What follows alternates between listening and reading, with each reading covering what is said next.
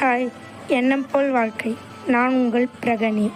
கேலி கிண்டல் பண்ணிட்டாங்கன்னு வருத்தப்படுறீங்களா?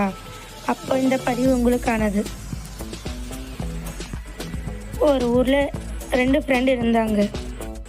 ஒருத்தன் பேர் ரவி, இன்னொருத்தன் பேர் அருண். ரவிக்கு குழந்தையிலிருந்து ஃபேஸ் கொஞ்சம் டிஃப்ரெண்ட்டாக இருக்கும். அதனால் அவனை எல்லாரும் ரொம்ப கேலி கிண்டல் பண்ணுவாங்க. ஆனால் அவன் கொஞ்சம் கூட வருத்தப்பட்டதே இல்லை.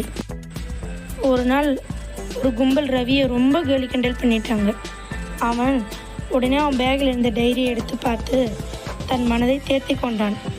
அதே கும்பல் அடுத்த நாள் அவனுடைய ஃப்ரெண்ட் அருணையும் ரொம்ப கேலி பண்ணிட்டாங்க. அருண் ரொம்ப அழுதுட்டான். ரவி, உடுடா, நம்ம பார்த்துக்கலாம் என்று தைரியம் சொன்னான். அப்போ கூட அருண் கேட்கவில்லை. உடனே அவன் டைரியை எடுத்து காட்டினான். இதில் யாரையாவது உனக்கு தெரியுமான்னு கேட்டான். எனக்கு எல்லாரையுமே தெரியும்னு சொன்னான். ஏன் அப்படி? அதில் உள்ள எல்லாருமே சோஷியல் மீடியாவில் இல்லை ஏதாவது ஒரு விதத்தில் கிண்டல் செய்யப்பட்டவங்க தான். இப்போ ரவி அருண் கேட்குறான், இவங்களை எல்லாரையும் உனக்கு தெரியுது, ஆனால் இவங்களை கேலி கிண்டல் செஞ்சவங்க யாருன்னு உனக்கு தெரியுமா கேட்டான். அருண் யோசித்து பார்த்தான். அவனுக்கு யாரையுமே தெரியல. இப்போ தான் அருணுக்கு புரியுது, கேலி கிண்டல் யாராவது நம்மளை பண்ணால் ஒன்று ஃபேமஸ் ஆகிடுவோம், இல்லைன்னா அதுலேருந்து மோட்டிவேட் ஆகி அடுத்த லெவலுக்கு போயிடுவோம். ஆனால் நம்மளை கேலி கிண்டல் பண்ணுவாங்க, அடுத்த ஸ்டெப் முன்னேறுவதே ரொம்ப கஷ்டம்.